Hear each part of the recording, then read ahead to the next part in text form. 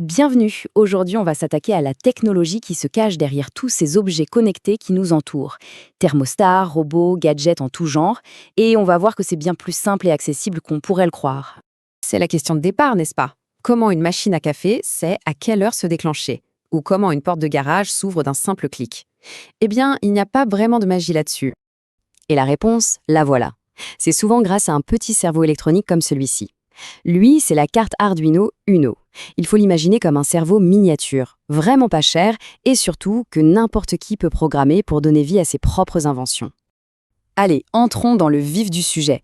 Pour commencer, on va décortiquer ce qu'est exactement ce cerveau et surtout comment il pense. C'est vraiment la base de tout le reste. Au cœur de l'Arduino, il y a ce qu'on appelle un microcontrôleur. En fait, c'est tout simple. C'est comme un ordinateur complet, mais miniaturisé sur une seule petite puce. Il n'a ni écran ni clavier, mais il a bien une mémoire, un processeur et surtout des petites pattes, des broches pour parler avec le monde extérieur. C'est lui, le chef d'orchestre. Et comment on lui dit ce qu'il doit faire? C'est là que ça devient génial. Chaque programme Arduino a deux parties. D'abord, le setup. C'est sa liste de tâches au réveil. Il ne l'a fait qu'une seule fois, au démarrage, pour tout préparer. Et juste après, il entre dans la loupe, la boucle. Ça, c'est sa pensée principale, une série d'actions qu'il va répéter encore et encore, sans jamais s'arrêter tant qu'il est branché. Ok, donc, notre cerveau sait comment réfléchir en boucle. Il est temps de lui apprendre à communiquer. Et la forme de communication la plus simple dans le monde de l'électronique, eh bien, c'est la lumière. Le principe est super simple. Une diode, c'est comme une porte sens unique pour l'électricité. Et une LED, c'est juste une diode un peu spéciale qui, en plus de faire ça, a un super bonus. Elle s'allume quand le courant passe. C'est notre toute première ampoule en quelque sorte. Pour que notre LED s'allume, on doit créer une conversation, un circuit.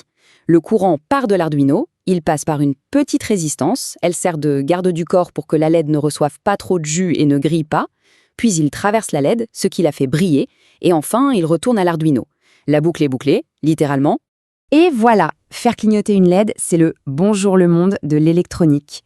C'est le tout premier pas, la preuve qu'on peut contrôler quelque chose de physique avec quelques lignes de code. C'est peut-être un petit clignotement pour une LED, mais c'est un pas de géant pour un créateur. Ok, notre création, c'est parler avec la lumière. C'est un bon début. Mais pour qu'elle devienne vraiment interactive, il faut maintenant qu'elle puisse écouter, qu'elle puisse sentir ce qui se passe autour d'elle. C'est la question qui change tout. Comment notre projet peut-il savoir si on appuie sur un bouton, si une porte s'ouvre ou si la lumière change? Il lui faut des sens, des capteurs. Et le capteur le plus simple de tous, c'est le bouton poussoir. C'est le sens du toucher. Pour l'Arduino, c'est binaire. Soit le bouton est enfoncé, soit il ne l'est pas. Oui ou non. Dans le code, on pose la question « est-ce que son état est haut ou bas ?» C'est tout. Et le processus derrière est d'une logique implacable.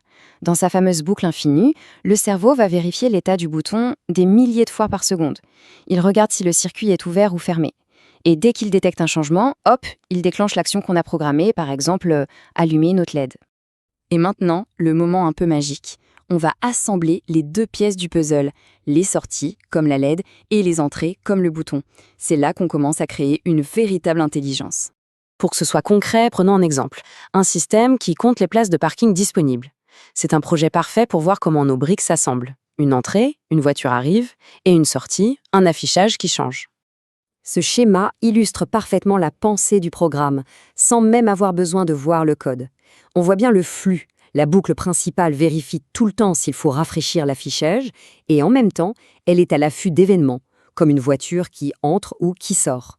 C'est la logique en action. Au final, tout se résume à cette équation, simple mais incroyablement puissante. Une entrée à un événement du monde réel, qui est traité par une logique qu'on a programmée, ce qui produit une sortie, une action utile. C'est vraiment l'essence de n'importe quel système intelligent. Une fois que ce principe de base, entrée, logique, sortie, est bien compris, alors là, c'est un univers de possibilités qui s'ouvre. On va voir très vite jusqu'où ces concepts peuvent nous emmener. Parce qu'au lieu d'allumer une simple lumière, pourquoi ne pas faire tourner un moteur?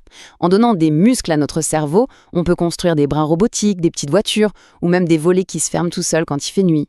La sortie, ce n'est plus de la lumière, c'est du mouvement.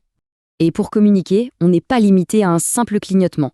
On peut brancher un écran LCD pour donner une voix beaucoup plus riche à notre projet, une voix capable d'afficher du texte, des chiffres, des menus, exactement comme notre compteur de parking.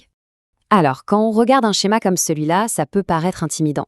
Mais en réalité, il est entièrement construit sur les principes qu'on vient de voir. C'est notre fameux compteur de parking. Chaque fil, chaque composant, tout participe à cette conversation organisée par le cerveau Arduino. Et tout ça nous amène à l'esprit même de la démarche. L'idée, ce n'est pas de suivre une recette bêtement, mais de comprendre les outils pour pouvoir trouver ses propres solutions et atteindre ses propres objectifs. C'est exactement ce que dit cette citation. Quand on y pense, on est parti d'une simple LED qui clignote pour arriver à un système de parking complètement fonctionnel. Tout ça, ça commence avec une idée et ça se construit brique par brique, toujours avec les mêmes concepts de base. Et donc, la question se pose, maintenant que la porte est ouverte et que les bases sont là, qu'est-ce qu'on pourrait bien construire avec un petit cerveau comme ça? Quelle idée pourrait prendre vie? Quelle solution pourrait être inventée? Le voyage, en fait, ne fait que commencer.